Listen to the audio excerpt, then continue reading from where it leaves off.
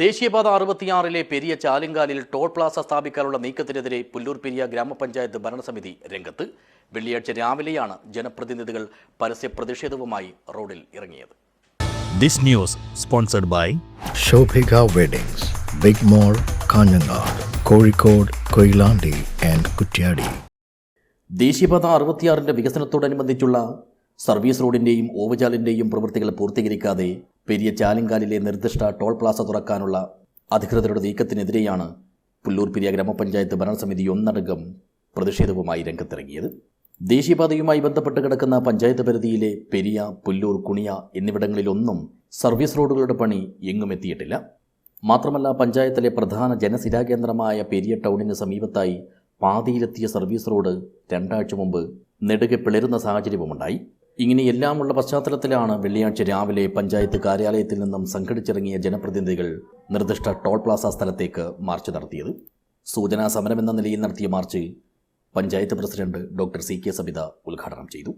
അപ്പോൾ നമുക്കറിയാം, പുല്ലൂർ ഭാഗം മുതൽ പുല്ലൂർ ഭാഗത്തുള്ള ഒരു തോട് വലിയൊരു പ്രയാസത്തിലാണ്. ആ തോട് പാതി വഴിയിൽ അല്ലെങ്കിൽ അത് പകുതി വെച്ചിട്ട് നിർമ്മാണ പ്രവർത്തനവുമായിട്ട് ബന്ധപ്പെട്ട് ദേശീയപാത പ്രവർത്തനവുമായി ബന്ധപ്പെട്ട് മണ്ണിട്ട് നികത്തുന്ന ഒരു സാഹചര്യം ഉണ്ടായിട്ടുണ്ട്.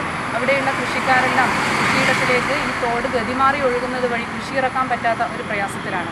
അതുപോലെ കുണിയ മുതൽ പെരിയ ഭാഗങ്ങളിൽ വലിയ ജനസാന്ദ്രതയുള്ള പ്രദേശങ്ങളിൽ അവിടെ വെള്ളക്കെട്ട് കൊണ്ട് വലിയ പ്രയാസം അനുഭവിക്കുകയാണ്. ഇവിടെ ഈ ടോൾ പ്ലാസ സ്ഥാപിച്ചിട്ടുള്ള സ്ഥലത്ത് നിങ്ങൾക്ക് നോക്കിയാൽ കാണാൻ വേണ്ടി സാധിക്കും, ഇവിടെ അതിൻ്റെ സർവീസ് റോഡുകളുടെ പ്രവൃത്തി ആരംഭിച്ചിട്ട് പോലുമില്ല.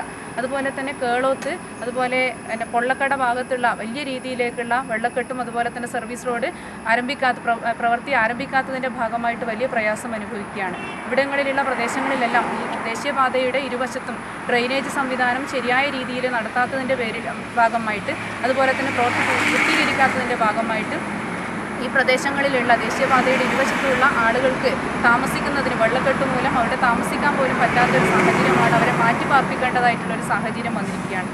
ചടങ്ങിൽ panchayat vice president advocate M K Baburaj അധ്യക്ഷനായി.